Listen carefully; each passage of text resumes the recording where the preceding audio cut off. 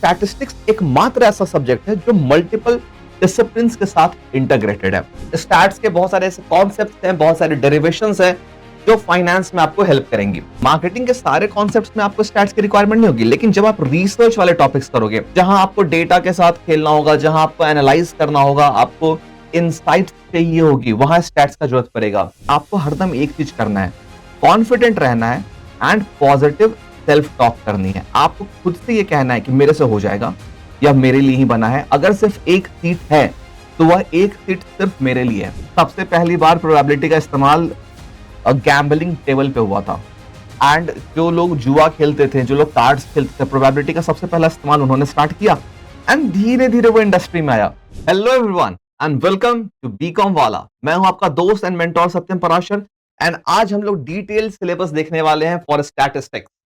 Now statistics सबसे practical subjects है BCom में। बीकॉम में बहुत सारे प्रैक्टिकल सब्जेक्ट्स हैं एंड बहुत सारे थ्योरेटिकल सब्जेक्ट्स हैं, बट फिर भी अगर हम बात करें the most practical top 2 to 3 subject तो मैं कहूंगा स्टैटिस्टिक्स। एंड स्टैटिस्टिक्स एकमात्र ऐसा सब्जेक्ट है जो मल्टीपल डिसिप्लिन्स के साथ इंटीग्रेटेड है। आगे चल के हम लोग वो भी देखने वाले हैं, बट सबसे पहले कमेंट करके मुझे बताइए कि आप किस किस यूनिवर्सिटी से जुड़े हैं एंड डेफिनेटली मैं सारी यूनिवर्सिटीज के सिलेबस को कवर करूंगा, बिकॉज जैसे मैं बाकी सिलेबसेस बनाया हूं वैसे ही मैंने स्टैटिस्टिक्स का सिलेबस बनाया है, extensive covering each and every kind of syllabus. But definitely अगर आपका कोई टॉपिक वहां नहीं है तो कमेंट में जरूर हमें बताएं and definitely we will add those topics in our curriculum. Okay, now सबसे इंटरेस्टिंग बात, स्टैटिस्टिक्स बहुत ही इंटरेस्टिंग टॉपिक है, बच्चे समझ नहीं पाते हैं। इसके पीछे रीजन है, मुझे ऐसा लगता है कि बहुत सारे बच्चे 11th 12th में मैथ्स नहीं लेते। जब वो कॉमर्स कर रहे होते हैं तो वो मैथ्स नहीं लेते, बदले में फिजिकल एजुकेशन या फिर कोई भी ऐसा इलेक्टिव लेते हैं जिनके कारण उन्हें मैथ्स नहीं करना होता।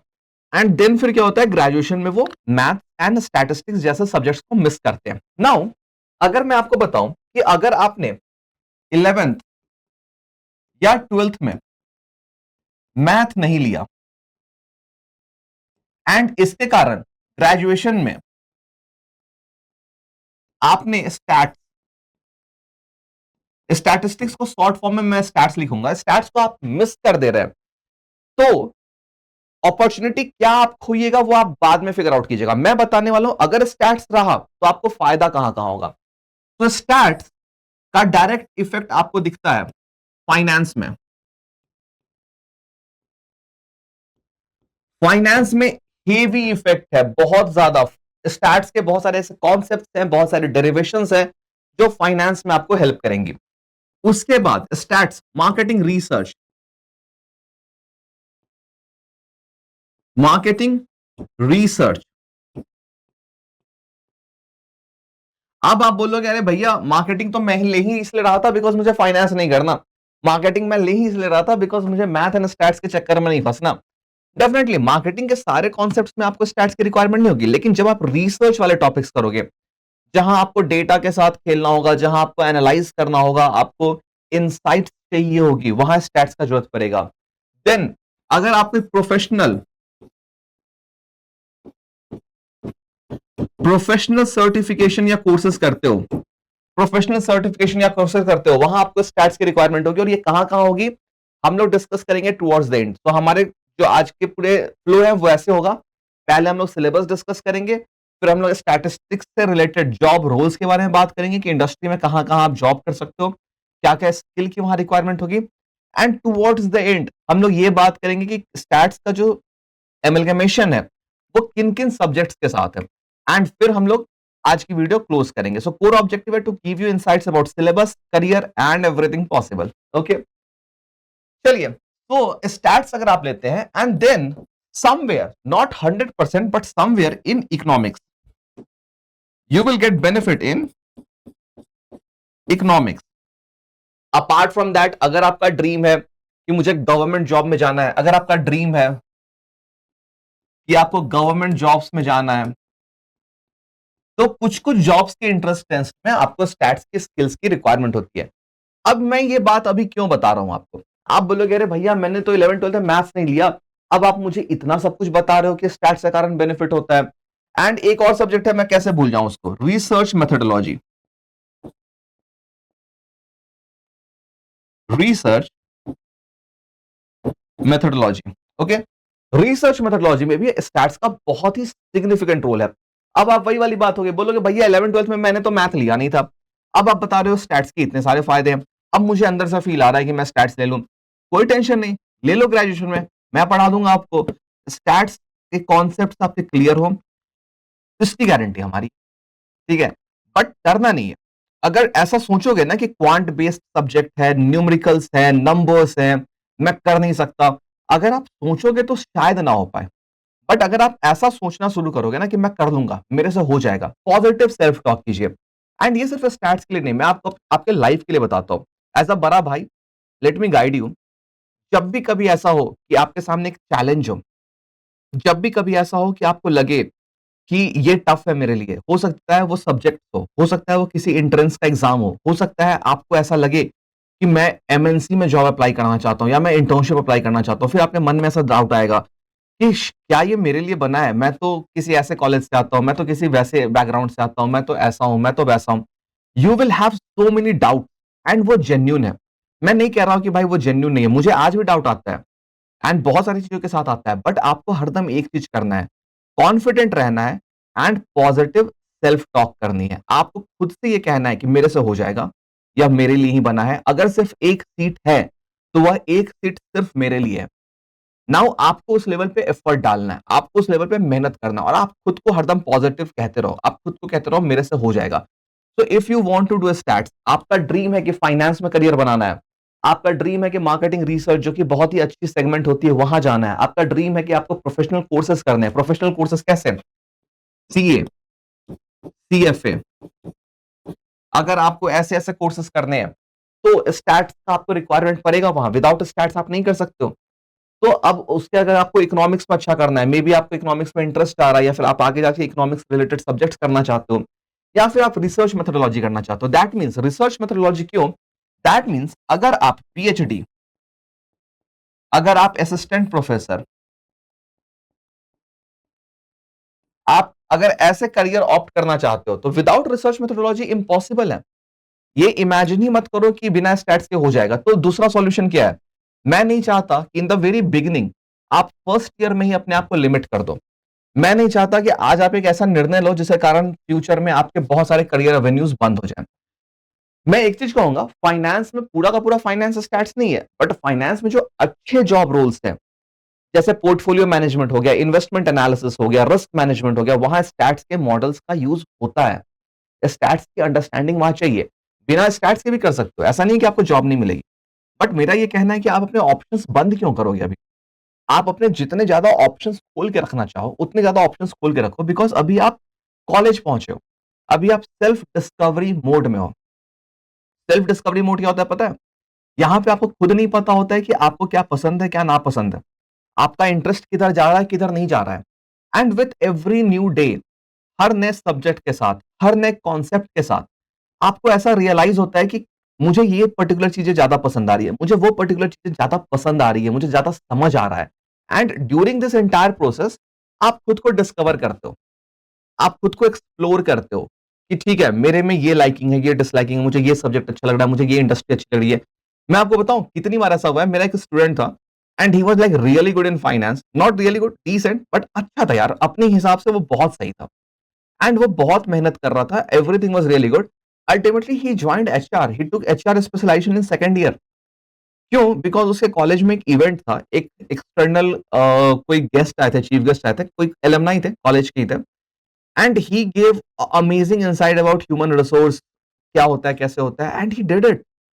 उसको उस वो चीज इतना अट्रैक्टिव लगा, इतना इंसाइटफुल लगा कि उसने उस चीज के बारे में पढ़ना स्टार्ट किया, समझना स्टार्ट किया, and right now he is HR manager in LinkedIn. कितनी बड़ी बात है। आप लिंक्डइन जैसे फर्म में एज अ ह्यूमन रिसोर्स काम कर रहे हो एंड अल्टीमेटली आप वो कर रहे हो जो आपकी कॉलिंग थी। तो मेरा पॉइंट क्या है कि स्टैट्स को आप ऑप्ट करो, स्टैट्स को पढ़ो, स्टैट्स से डरो मत, बिकॉज पढ़ाने की जिम्मेदारी हमारी है। थोड़ा मेहनत आपको करना होगा, डेडिकेशन लगन आपको दिखाना होगा, बाकी चीजें हम संभाल लेंगे। बट आप अभी अपने रास्ते और अवेन्यूज को बंद नहीं करो, ओपन रखो ऑप्शंस। क्या पता थर्ड ईयर में आपको फैकल्टी, आपको थर्ड ईयर में असिस्टेंट प्रोफेसर बनने का मन करेगा, हो सकता है आप पीएचडी ऑप्ट करना चाहोगे, तब आपको रिसर्च करना होगा। स्टैट्स आपने किया नहीं, फिर उस वक्त फिर आपको मेहनत करनी पड़ेगी। तो 2 से 3 महीने की बात है एंड स्टैट्स आपका हो जाएगा। एंड अभी जो आप बेस बिल्ड करोगे वो होगा बिल्डिंग ब्लॉक। तो करियर आपका यहाँ है, आप यहाँ हो, यहाँ पहुंचना है, तो आपको छोटे छोटे स्टेप्स बिल्ड करने होंगे, और ये छोटे छोटे स्टेप्स जितने स्ट्रांग होंगे, जितने कॉन्क्रीट होंगे, जितने स्ट्रांग होंगे, आपका फंडामेंटल जितना स्ट्रांग होगा, ये समझना है कि यहां पे स्ट्रेंथ मैटर करता है। जितना स्ट्रांग होगा आपका फंडामेंटल, जितनी कॉन्क्रीट होगी, आपका ग्रोथ उतना रैपिड, उतना स्ट्रांग होगा, एंड उतनी टर्बुलेंस कम होगी। कोविड आए, जैसा कोविड आया था, टेक्नोलॉजी बूम हो, एआई रिप्लेसमेंट हो, कुछ भी हो, अगर आपके फंडाज स्ट्रांग है ना, आपके कॉन्सेप्ट स्ट्रांग है, आप चीजों को ना बहुत जल्दी रैपिडली सीखोगे। एंड ये जो ग्रोथ है ना, फ्रॉम नथिंग टू एवरीथिंग, जो एक रैपिड ग्रोथ है, ये ग्रोथ ही अल्टीमेट फैक्टर है। एंड यही हमारा पढ़ाई से एक ही ऑब्जेक्टिव है ना भाई, हम ग्रो अच्छा करें, चीजों को अच्छे समझें, एनालाइज अच्छा करें। स्टैट्स आपको वो सब चीज देने वाला है। फटाफट देखते हैं, एक जो स्टैंडर्ड सब्जेक्ट्स है, जो सिलेबस है हमारा स्टैंडर्ड सिलेबस, वो क्या है, एंड खत्म करते हैं। टाइटल स्टैटिस्टिक्स, हम लोग पहले समझेंगे स्टैटिस्टिक्स क्या होता है, इंट्रोडक्शन टू डेटा हम लोग देखेंगे कितने तरह के डेटा होते हैं, फिर हम लोग मीन, मीडियन, मोड, इन सारी चीजों को रिविजिट करेंगे।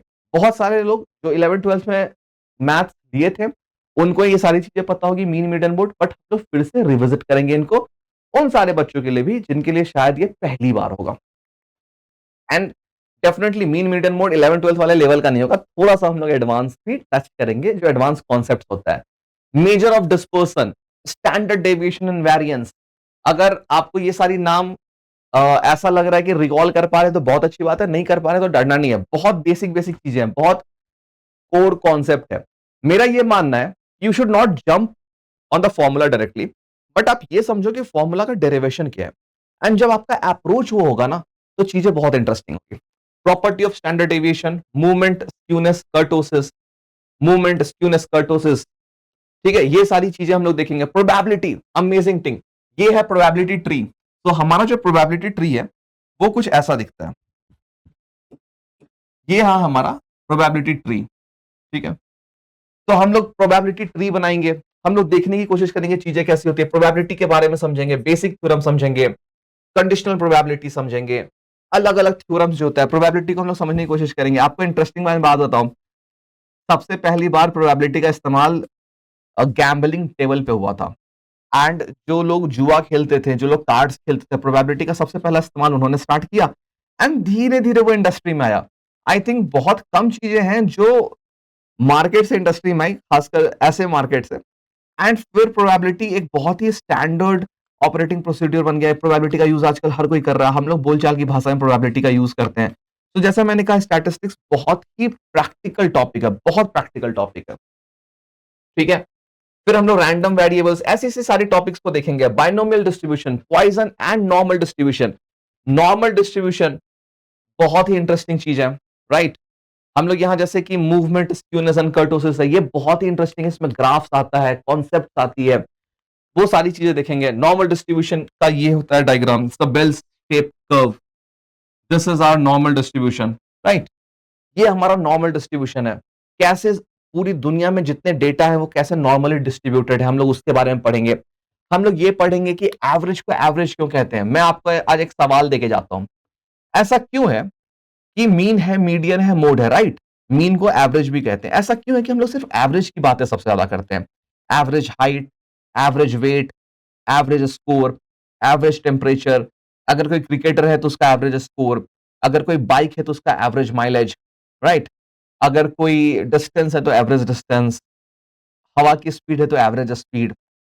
क्यों हम लोग सिर्फ और सिर्फ एवरेज की बात करते हैं। मैं चाहता हूं कमेंट में आप सबको आंसर लिखो, आपको जो फील होता है, आपको जो भी फील होता है कि एवरेज के बारे में हम लोग सबसे ज्यादा बातें क्यों करते हैं, आप कमेंट करके मुझे बताओ कि क्या आपका ऑब्जेक्टिव है कि आप एवरेज को मतलब क्यों यूज कर रहे हो, एंड एवरेज हम लोग सबसे ज्यादा क्यों यूज करते हैं। बिकॉज जब हम लोग नॉर्मल डिस्ट्रीब्यूशन पढ़ेंगे, जब हम लोग यहां पे पढ़ेंगे स्क्यूनेस एंड कर्टोसिस, यहां पे हम लोग ऐसे ऐसे कॉन्सेप्ट्स को टच करेंगे जो हमें सोचने में मजबूर कर देगा कि एवरेज ही सुपीरियर क्यों है, मीडियन क्यों नहीं है, मोड क्यों नहीं है। हम लोग कभी भी किसी कॉलेज की एवरेज प्लेसमेंट की बात करते हैं, एवरेज सैलरी की बात करते हैं, मोड सैलरी की बात क्यों नहीं करते, मीडियन सैलरी की बात क्यों नहीं करते। डेफिनेटली वो भी तो एक मेजरमेंट का टेक्निक है, राइट। उसके बाद हम लोग देखने वाले हैं कोरिलेशन एनालिसिस, और कोरिलेशन के डिफरेंट डिफरेंट एस्पेक्ट। फिर हम लोग देखने वाले हैं रिग्रेशन एनालिसिस। ये सारी चीजें हम लोग देखेंगे, इंडेक्स नंबर देखेंगे, टाइम सीरीज, सब कुछ हम लोग देखने वाले हैं। We are not going to leave any single topic.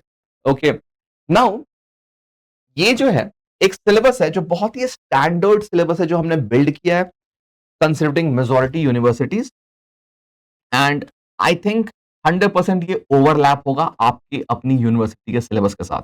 फटाफट आप मुझे बताओ आप किस यूनिवर्सिटी से बिलोंग करते हो, कमेंट में अपनी यूनिवर्सिटी का नाम मेंशन करो, लेट मी नो कि आप किस यूनिवर्सिटी से आ रहे हो, and the most important thing आप मुझे बताओ ये किस सेमेस्टर में है आपकी यूनिवर्सिटी में। मेरे रिसर्च के हिसाब से, मेरी अंडरस्टैंडिंग के हिसाब से मेजॉरिटी यूनिवर्सिटीज में ये सेमेस्टर 3 में पड़ता है, जहां पे आप, जो कि सेकेंड ईयर की बिगनिंग होती है, semester 3। But do let me no कि ये आपकी यूनिवर्सिटी में किस सेमेस्टर में आ रहा है एंड आप प्रिपेयर्ड हो या नहीं।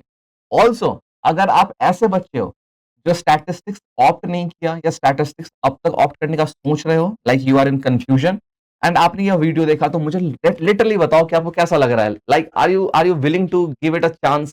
क्या आपको लग रहा है कि एक बार लेके देखते हैं यार, मतलब ज्यादा से ज्यादा क्या होगा, कुछ नया सीखने को मिलेगा? Definitely, right?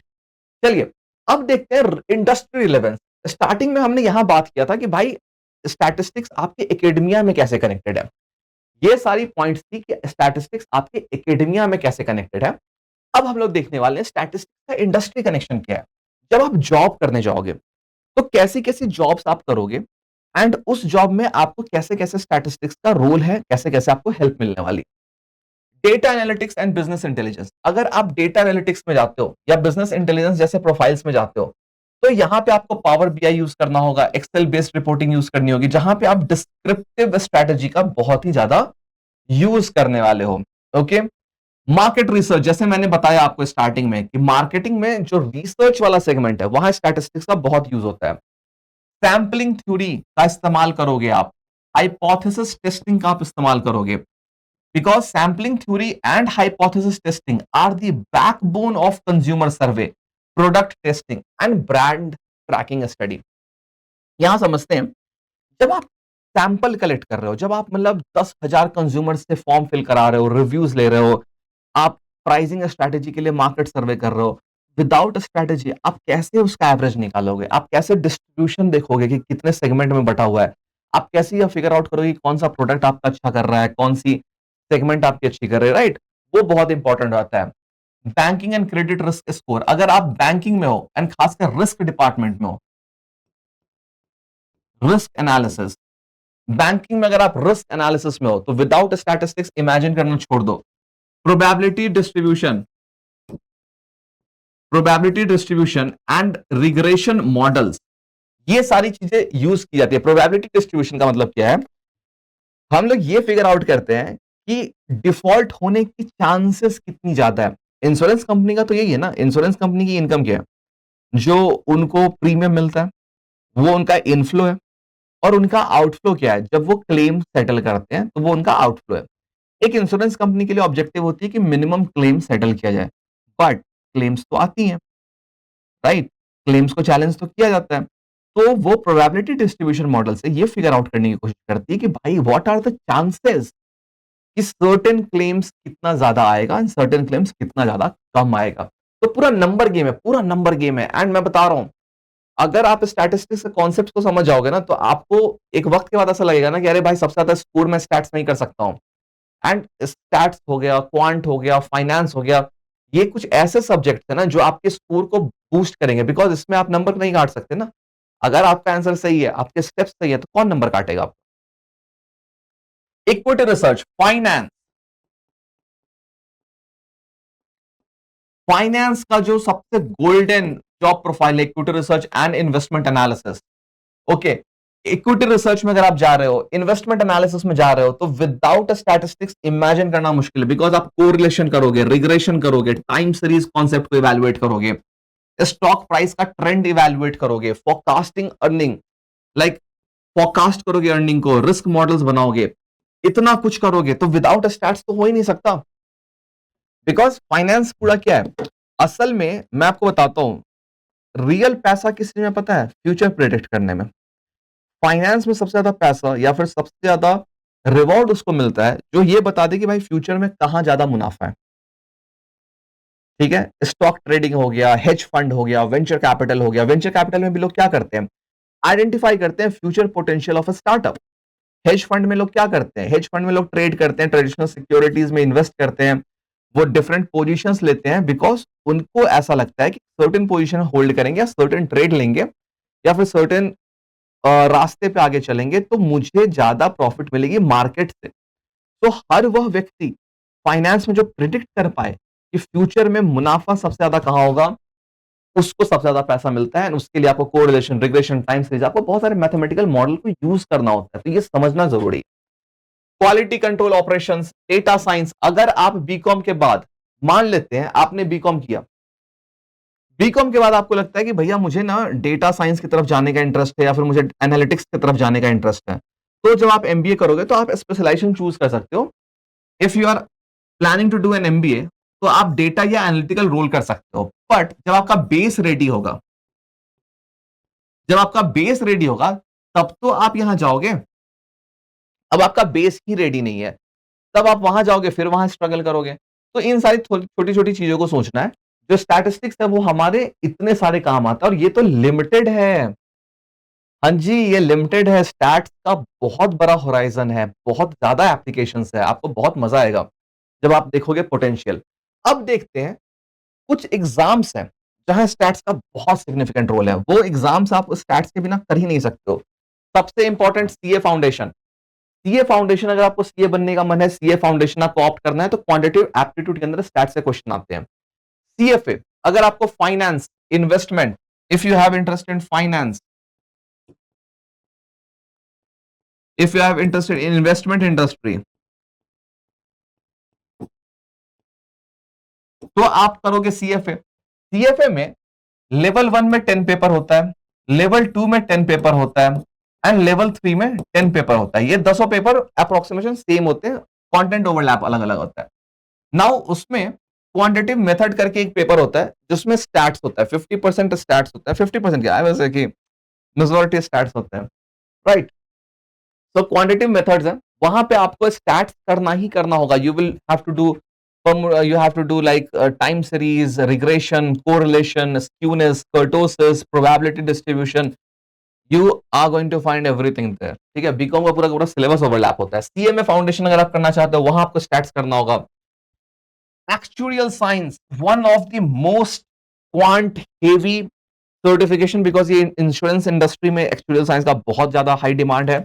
अगर आप एक्चुरियल कर रहे हो एंड आपको करना होगा उसको institute of actuary of India से।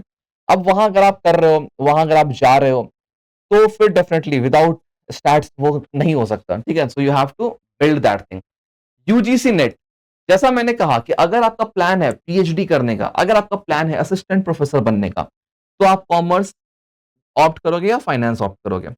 कॉमर्स, फाइनेंस, मार्केटिंग कुछ भी ऑप्ट करोगे तो कहीं ना कहीं आपको स्टैट से कुछ क्वेश्चंस जरूर पूछे जाएंगे। बिकॉज जो यूजीसी है, जो यूजीसी नेट एग्जाम है, जो पीएचडी के लिए या स्कॉलर के लिए या असिस्टेंट प्रोफेसर के लिए होता है, तो वहां आपको कुछ बेसिक रिसर्च करने होते हैं।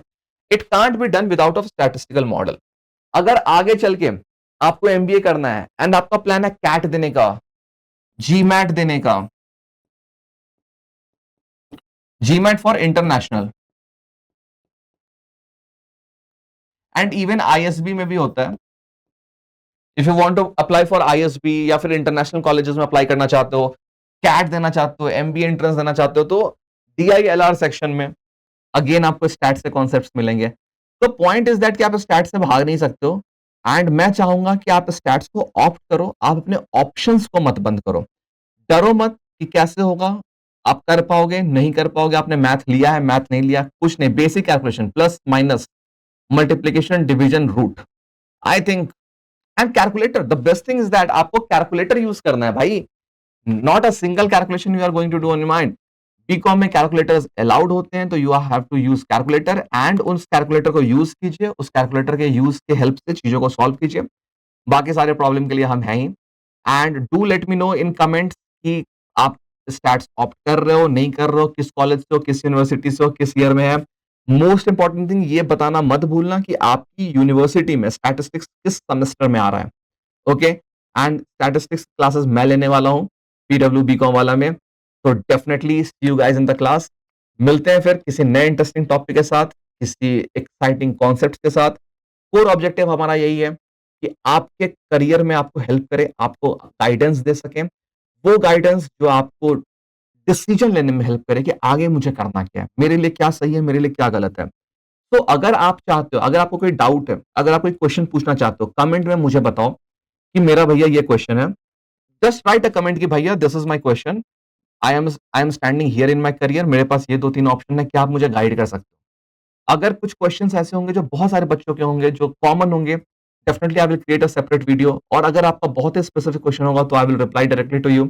एंड डेफिनिटली मेरे कैपेसिटी में जितना हो सके मैं आपकी हेल्प करने की कोशिश करूंगा। तो मिलते हैं नेक्स्ट वीडियो में नए कॉन्सेप्ट के साथ, तब तक के लिए टेक केयर एंड बाय।